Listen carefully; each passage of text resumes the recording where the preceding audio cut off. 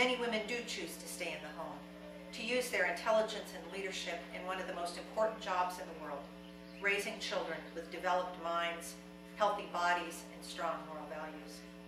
I know from my own experience how rewarding it is to see a child grow into an intelligent and capable young woman, and know that I had a part in that growth. But when a woman stays in the home or works outside of the home, volunteers her time in an organization, or seeks the highest office in the land, the only limitations on her should be those she places on herself.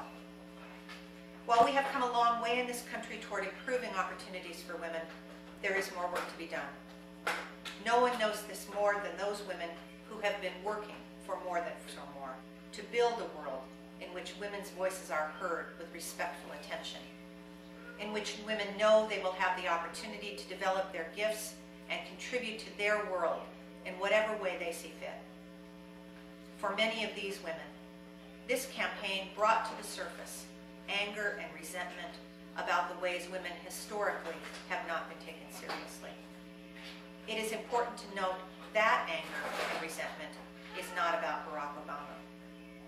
In a campaign season that was all about hope, many women allowed themselves to hope that their experience and perspective would finally be represented in the highest office in the land by someone who shared that historical perspective and experience. When I talk about a woman's perspective, I am not suggesting that women see a world that men cannot see, but I am suggesting that sometimes men do not see it. Perspective is simply the angle from which we view the world. And because of the history of women, some of those views come from positions where few men have been. Our perspective as women is grounded in centuries of history in which women collected water, gathered firewood, and tended the hearth, responsibilities that are still part of a typical day for millions of women around the world, often at great personal risk, as it is in the Sudan and the Democratic Republic of the Congo. Our perspective is grounded in the history of women like Joan of Arc, who had to pretend to be a man to fulfill what she believed was her purpose on earth. And in the historical treatment of women as chattel to be given in marriage with no rights of their own, a practice that is still employed in some parts of the world today. Our perspective is grounded in the history of women who left their families in Europe and came to America on ships, seeking freedom and self-determination.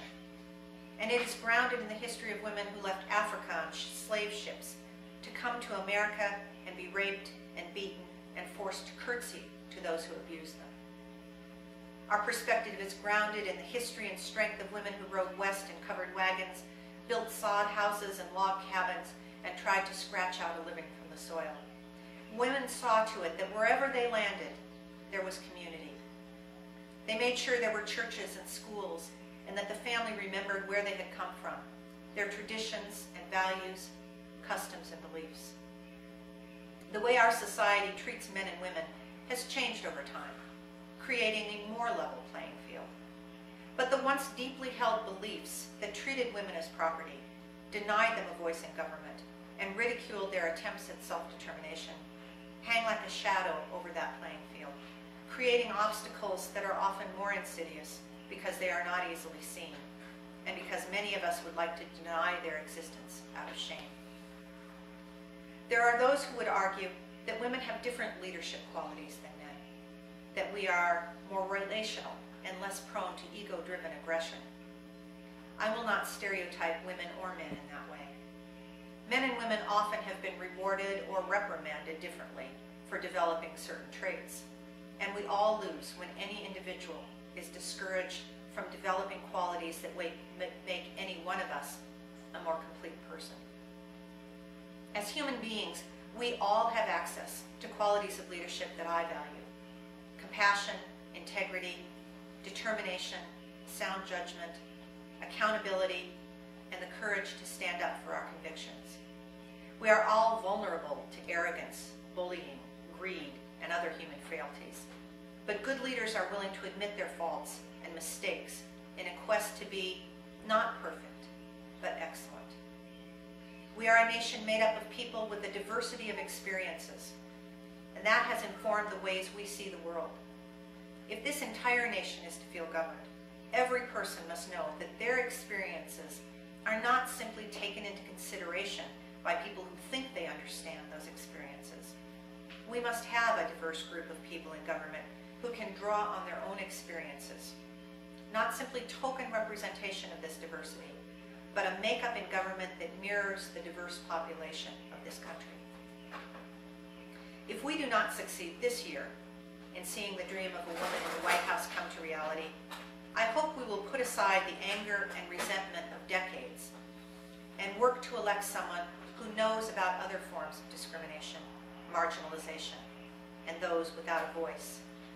Someone who recognizes the harm to every one of us when any one of us is considered unfit or scary simply because of gender or race, religion, or beliefs. That will be an important achievement and an important government. But not for 1 minute should we confuse a man with sensitivity to women's perspective with someone who has a woman's perspective. Ireland has had a woman as president for 28 consecutive years. It is said that little boys in Ireland ask their mothers, "Mummy, why can't I grow up to be president?" I understand that when women have been in power in this country, there is a fear that if they lose power, they will not regain it.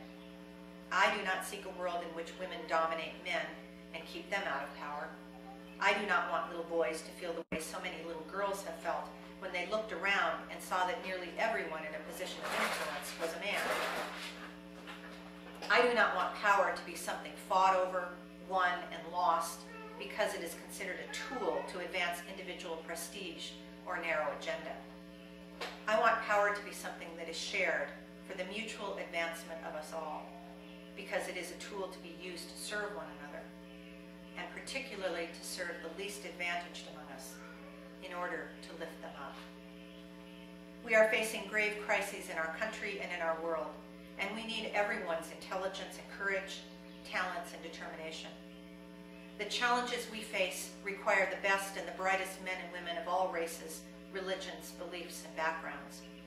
When we place limitations on any person, we diminish the future not only for that person, but for all of humanity. We cannot afford to do that. Thank you, and God bless us all.